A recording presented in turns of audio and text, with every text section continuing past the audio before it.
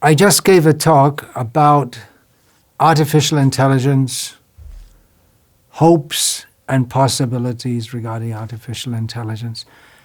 I was just thinking, if we revisit this talk in 5 years, 10 years, 50 years, what will our reactions be? How will things actually pan out? We may think that what I'm saying, or what I just said, sounds very naive or ridiculous.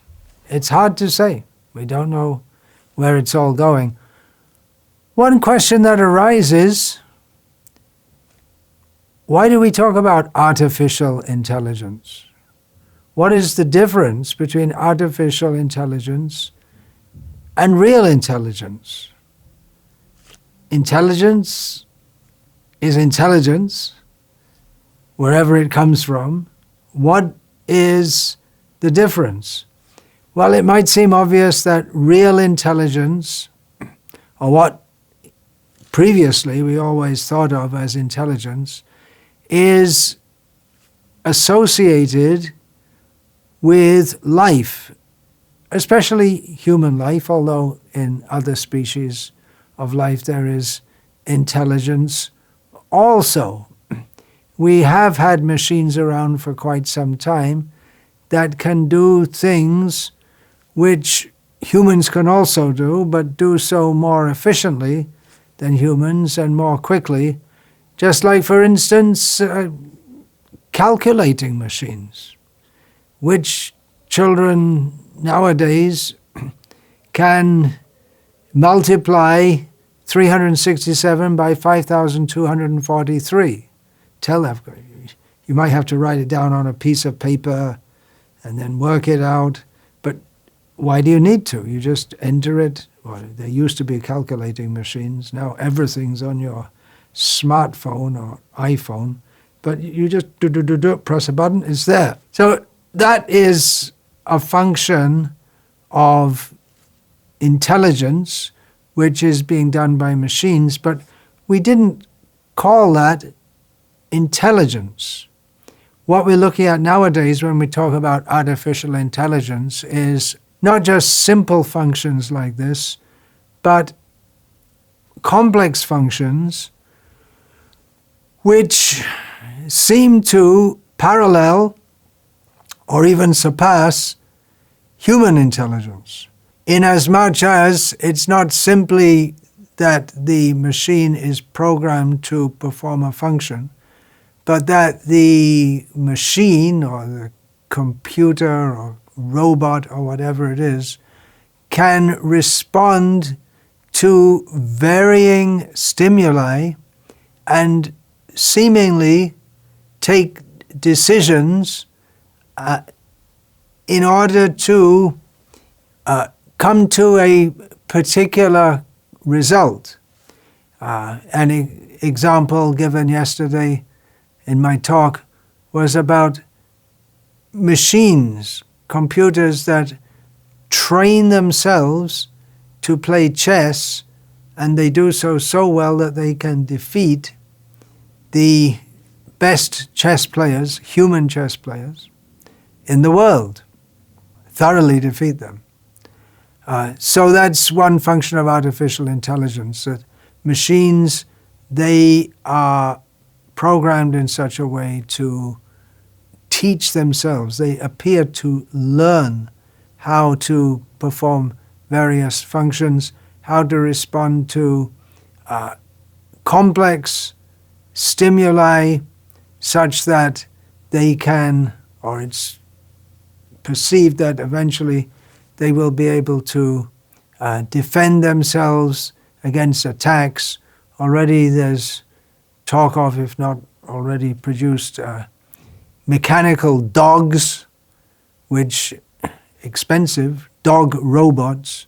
They're not dogs, they're robots in the form of dogs, which can be trained to protect their owner, which is one of the things that dogs can do, real live dogs. You can get robots which can act as bodyguards.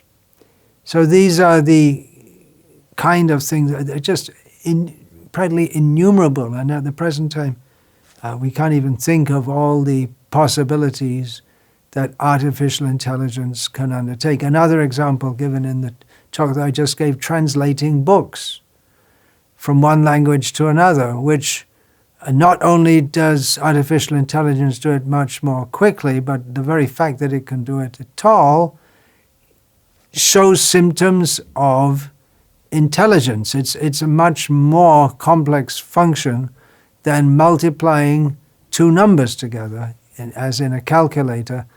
But to take one language, and anyone who knows more than one language, especially if the languages are very different languages, just like we could say Spanish and Italian are very close languages, Spanish and Mandarin Chinese are very distant languages. So to translate one to the other requires a deep level of nuanced understanding, and to translate one language to another, Spanish to Mandarin Chinese or vice versa, requires, well, first of all, it's not possible to fully do so. That's another whole discussion in the field of linguistics and psychology and culture, anthropology.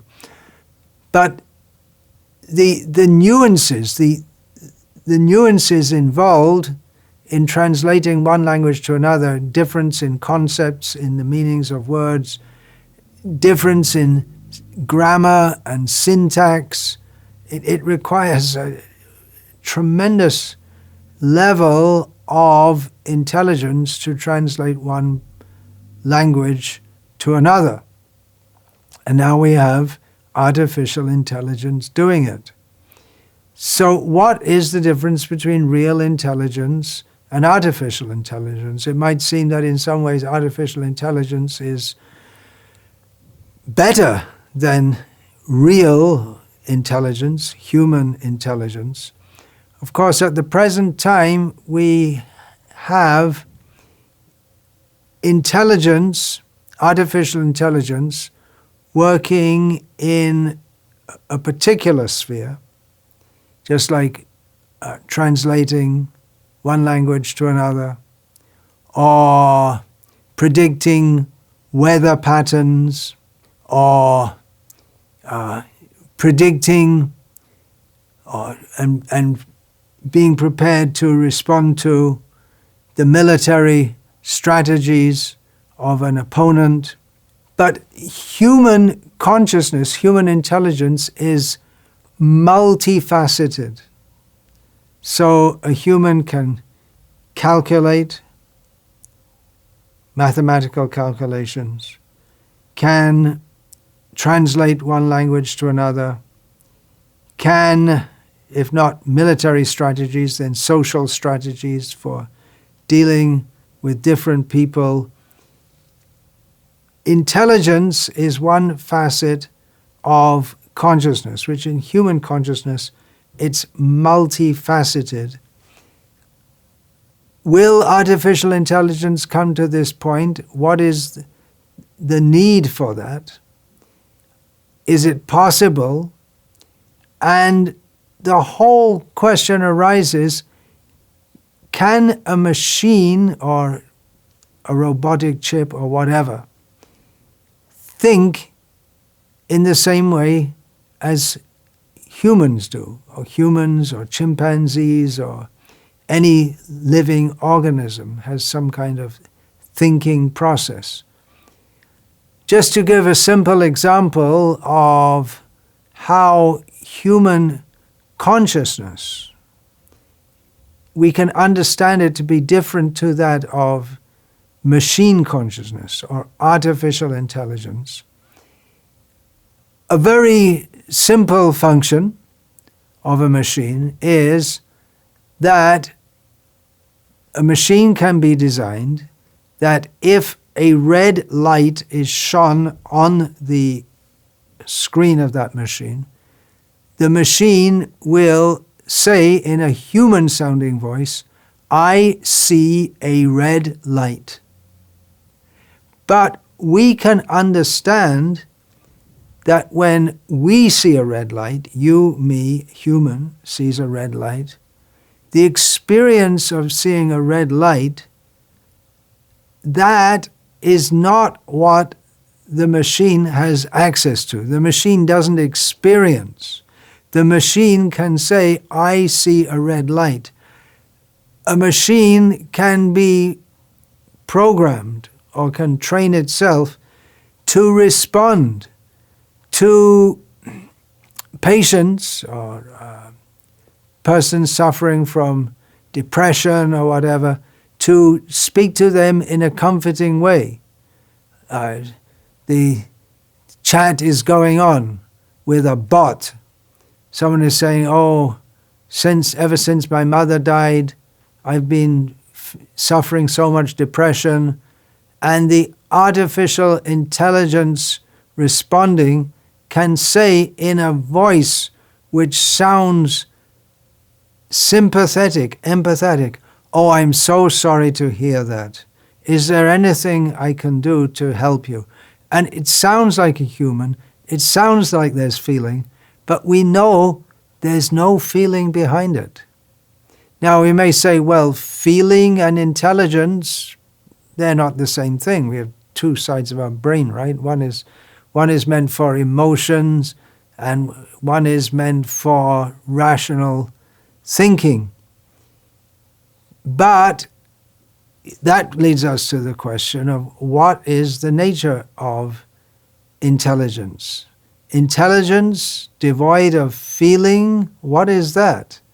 It could be something very dangerous. What is the nature of intelligence, real intelligence? The background of that is consciousness, which intrinsically we can understand artificial intelligence doesn't have. Can we train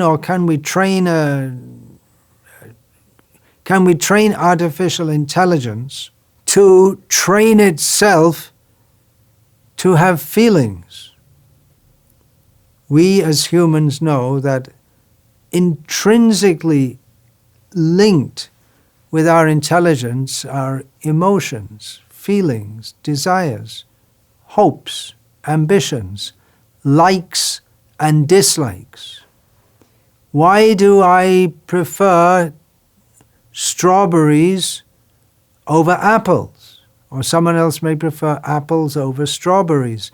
You could get into a deep study of the evolution of the brain structure in people's brains, and why their genetic makeup or their cultural background, and try to give some reason which is simply within the field of physicalism. Try to explain it simply in terms of the chemical makeup of our brains and the world with which we interact. But even if we do that, can a machine be trained to have feelings? And why would you want to do that anyway if the machines are simply meant to serve the humans? So we could say one difference then between artificial intelligence and real intelligence is, or what we have for the centuries up to the present day considered to be intelligence. The difference, one major difference, is that organic intelligence functions not simply for analysis, sensory perception. What we can say the functions of intelligence begins with sensory perception, collection of data, analysis of the data, and then decision making based on what we understand from the data. Now, human intelligence doesn't function exactly in that way. All these stages are there, but when it comes to the point of decision making, not only will we intelligently consider, but we'll often unintelligently consider also. That's where our feelings, likes and dislikes come into it. For instance, we may decide to do something which is not in our actual self-interest, simply because it appeals to us. I know that smoking a cigarette is not good for my health, but I smoke it anyway because I feel like it. It's not an intelligent decision. Or we may be as if impelled by the force of addiction. Is all that going to be an artificial intelligence? Unlikely. What is the nature of real intelligence? It takes place on the background of consciousness. What is consciousness? This should be considered. How did we come to be conscious, intelligent beings? In many ways, more intelligent than machines, although machines can calculate arithmetical problems very quickly. They can do massive data analysis very quickly, so in some ways more intelligent than humans. But that complex intelligence with likes, dislikes, emotions, feelings, ambitions, philosophical consideration, ethical consideration, that is not there in artificial intelligence. So what is the very nature of consciousness?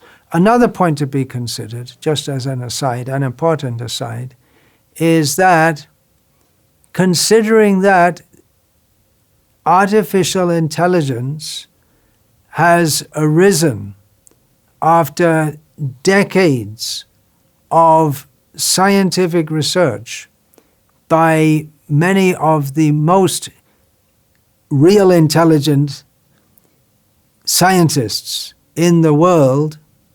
It's a tremendous achievement of human intelligence that artificial intelligence has come into being. It didn't just arise out of the air. So we may consider that, how does human intelligence come into being? Is it simply by random interaction of chemicals over a long period of time? The idea that by biological evolution, everything comes into being, intelligence arises. The very fact that artificial intelligence has arisen from the ordered, structured, directed intelligence of humans suggests that human intelligence also comes into being on the background of a higher intelligence. It doesn't come about simply by random interaction of chemicals and so on. Now, what is intelligence? Human intelligence, real intelligence, as distinguished from artificial intelligence. If we say artificial, the other side must be real or original. So that takes place on the background of consciousness. And neuroscientists, many, they want to establish, or they take it as axiomatic, that consciousness is a function of the brain. And they can seemingly show this to be true by showing that different states of consciousness can be induced by applying chemicals, such as intoxicants, the effects of caffeine, cocaine, and different alcohol. The effects can be studied. And by applying electric stimuli to certain parts of the brain, certain states of emotional states can be induced. So from this they conclude that consciousness and its various states are simply interactions of the neurons within the brain, the synapses, electrical stimuli within the brain. However, there is tremendous, at least anecdotal evidence, and it has been studied scientifically also, which suggests that consciousness can exist independent of the brain functions. Out-of-body experiences is a huge field which is undeniable by anyone who is actually open-minded and scientific. Near-death experiences, reincarnation studies. There is tremendous evidence out there, if we would simply study it, of consciousness existing independent of the brain and even independent of the body, but still focused, such that just as in an out-of-body experience, the person having that experience no longer sees himself as being in that body, but still identifies as one quantum of consciousness. So what is the nature of consciousness? The very fact of out-of-body experiences suggests that, or indicates that, consciousness is not dependent on the body, is not dependent on the brain, which leads us to consideration of it being a different type of energy altogether. This is, in the Vedic language, called the jiva, the living being, who is separate from matter but interacts with matter. Conscious living being. In Bhagavad Gita, Lord Krishna, the supreme teacher of matters transcending the mundane, the transcendental, Lord Krishna teaches that there is material energy and there is spiritual energy. And the major manifestation of spiritual energy that we see within this world is every living being. The body is made of matter.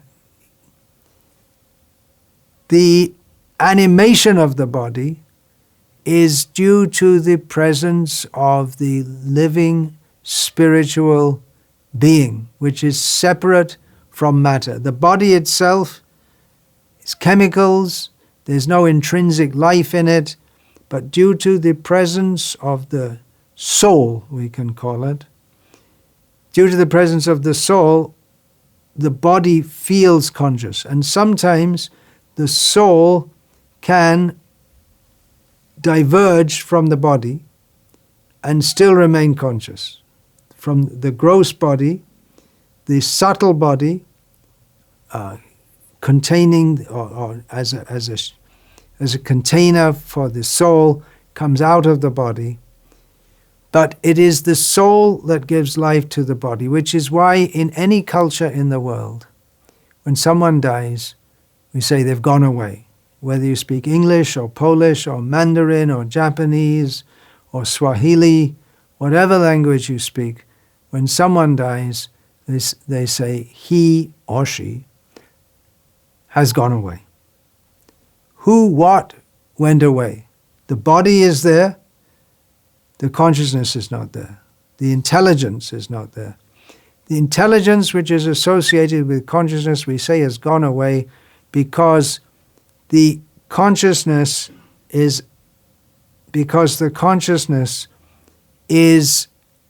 separate from matter. Although as long as someone is alive, we just presume that consciousness, intelligence, they're connected with the body.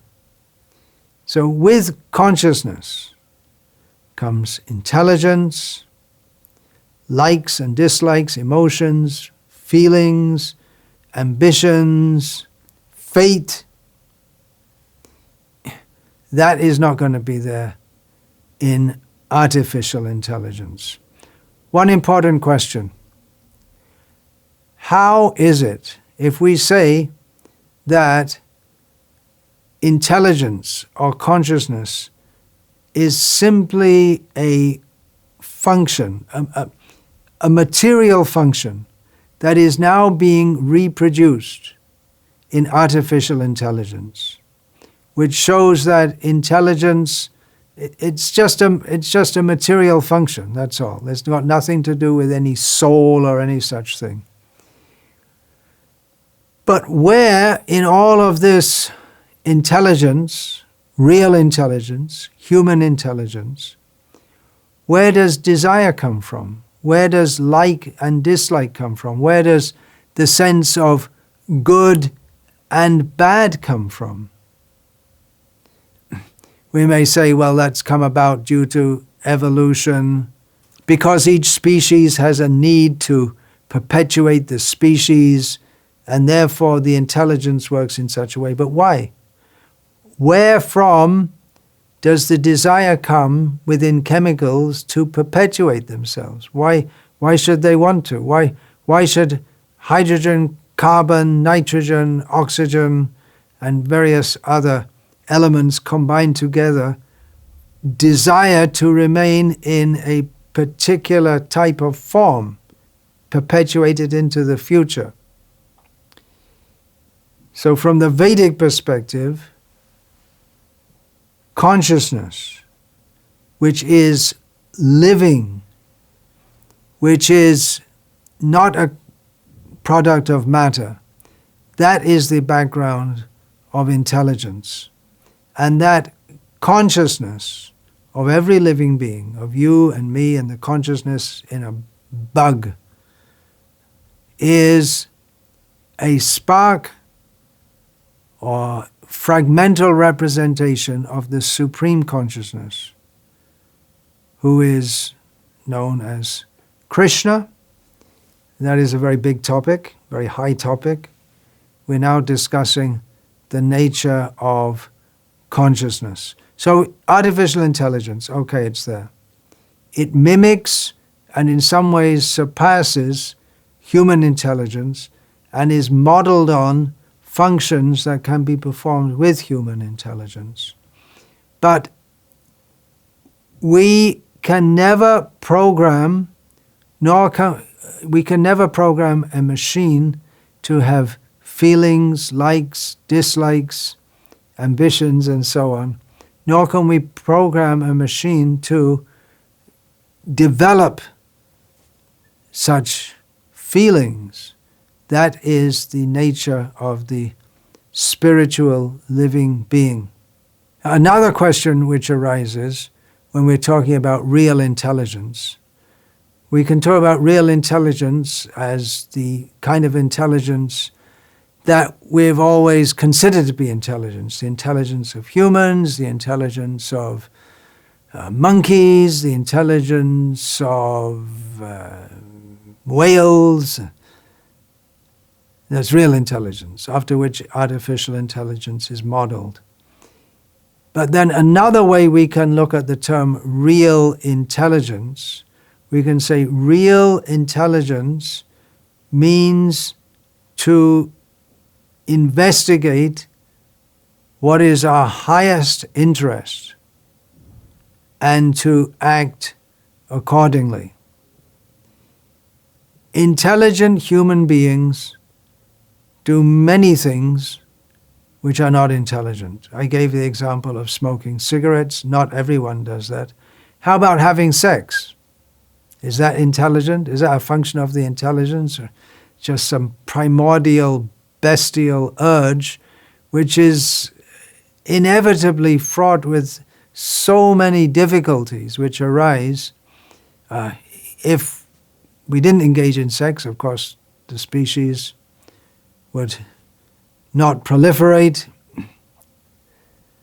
or you could nowadays do some removal of sperm and mix it with the ovum, but the species would not proliferate, but on an individual level would be saved of so many troubles.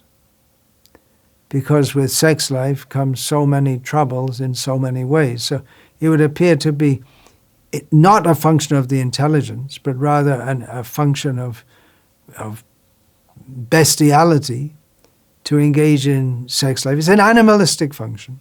So many things which we do are not intelligent. Why are humans always fighting with each other? Wouldn't it be better if we all cooperated, for instance? It doesn't seem intelligent that so much intelligence in the world is used to pit the military powers one against the other. Why don't we all just cooperate? That's another example. At the individual level, real intelligence means to consider what is our best interest and to act accordingly. To understand what is our best interest, first of all, we have to understand our whole existential position. Who are we actually? If I consider that I'm this body and I've just come into being as another combination of chemicals which has arisen after a long process going back from a big bang and then chemical evolution, biological evolution, then why bother doing anything anyway? If I'm just a bunch of chemicals, why should I? What does it mean to have self-interest? I'm not really a self at all. I'm just a combination of chemicals which came into being a short time ago and in a short time will cease to exist. So why bother at all? If we want to know what our real self-interest is, well, even to think what is our real self-interest, that is the beginning of real intelligence. And then we have to understand, what does it mean? Who am I? What is my self? If I consider I'm not chemicals, I'm not this body, I'm something more than the body, my thought processes transcend or amount to more than that which is encompassed by this body. Who am I? Well, to get answers to these questions, what do? Look it up on the internet. Get a bot, some artificial intelligence to try to search it out. They won't be able to search it out. Without consulting higher spiritual authorities, we won't be able to understand. Because our self we are all spiritual beings.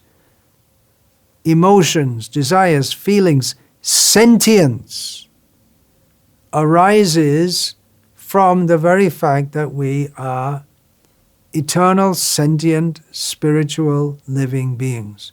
And that's something that artificial intelligence can never have. It can never have a sense of, I am, I exist. It can be programmed to say such things and maybe act as if having sentience, a sense of I-ness. But that is artificial intelligence.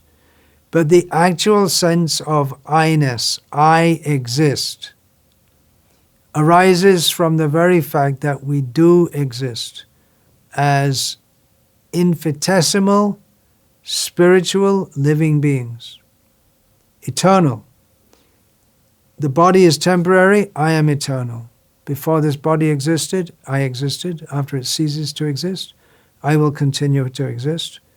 This is all going on the tapestry, on the background, the canvas of a huge cosmic organization that we are living beings in this material world with desire, trying to find happiness. That is the nature of the conscious living being, to try to find happiness, which artificial intelligence can never do. Artificial intelligence can never strive for happiness because artificial intelligence cannot have a sense of happiness. So we strive for happiness. We strive to do the best thing, to be good. Where does all this arise? This is the very nature of myself. What is the nature of myself? This philosophical search for the understanding of our very selfhood can only arise in real intelligence. And real intelligence means to search out our highest quest in life, our highest goal, our highest benefit for the individual and for everyone else also. Artificial intelligence can be programmed to seek for benefit, but it cannot actually have a sense of what is beneficial or not beneficial, because there's no feeling, no sentience. So who am I? Search this out. How will we know? Then we will have to go to those who do have transcendental knowledge. And to make a long story short, long story means it could take many lifetimes of searching to find out, but one can get the answer immediately by consulting the topmost authority on the nature of real intelligence, who is Lord Sri Krishna, who has spoken Bhagavad Gita, and who teaches us that we are not the body, we are eternal spiritual living beings. We are meant for eternal, unfettered bliss. That is what we are meant for. The struggle within this material world to try to be happy in a world which is designed for suffering can never be successful. Why it is designed for suffering, that's another big topic which I won't get into now, but real intelligence means to see, as Lord Krishna says in Bhagavad Gita, Janma Mrityu Jara Vyadhi Dukkha Dosha Anudarshanam, to see that this world is miserable because there is birth, death, old age, and disease, and to seek a solution to this. Real intelligence means to seek out a solution to the problem of suffering, both individually and collectively, instead of channeling our intelligence into making more and more artificial intelligence for attempting to conquer over the conditions of material existence, to improve our material existence, that is not actually intelligent at all. Because whatever progress we make with technological or robotic advancement, artificial intelligence, this, that, and the other, we will always remain, as long as we are in the material condition, we remain subject to repeated birth, death, old age, and disease. This is the real problem. Real intelligence means to see this. Instead of making tremendously sophisticated attempts to adjust our conditions within the material world, real intelligence means to understand, or just begin to perceive that the position in this material world is by its very nature not congenial to our well-being, and to seek out the spiritual plane beyond the conditions of material life. This is all described in Bhagavad Gita. Tremendous. If you haven't studied Bhagavad Gita, then if you've listened to this talk, it means you're intelligent to even begin to understand or to take interest in this. It means your spiritual intelligence is at least beginning to awaken. You deserve it. You owe it to yourself to study Bhagavad Gita, the edition which I have been studying, and so many others have been studying, but I myself have been studying throughout this life, is called Bhagavad Gita as it is, by His Divine Grace, Srila A.C. Bhaktivedanta Swami Prabhupada, which reveals the esoteric truths of Bhagavad Gita in a manner that anyone with a little awakened spiritual intelligence can begin to understand. Importantly, in Bhagavad Gita, Lord Krishna teaches that the knowledge, the spiritual knowledge of Bhagavad Gita cannot be understood simply by functional intelligence, but it requires a certain attitude also. You see, the machine cannot have an attitude. The attitude is one of submission to the Guru, an attitude of devotion to Krishna. With these qualifications, one can begin to understand spiritual knowledge. So intelligence, however much it is developed, individually, human intelligence or artificial intelligence, without that attitude, which is not programmable into artificial intelligence, it's not possible to understand the spiritual nature. So the difference between real intelligence and artificial intelligence, then we can say one important difference is that real intelligence is accompanied by sentience. It is accompanied by desire, all on the background of consciousness, and it is not a product of matter. Artificial intelligence requires to function within matter, whatever it is. It requires electricity and maybe computer chips or whatever. And we tend to think, or that is the physicalist way of thinking, that human intelligence requires brains, it requires hardware, apparatus to function.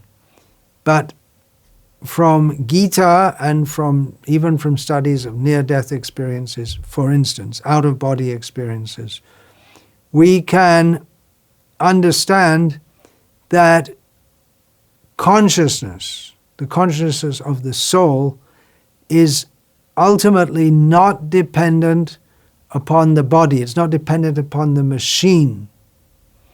It's independent of the machine. And when we understand that I, as an intelligent, conscious, sentient being, am independent of the machine of this body, I have an eternal, spiritual, blissful nature, then we can start to develop our real intelligence, our spiritual intelligence. Hare Krishna.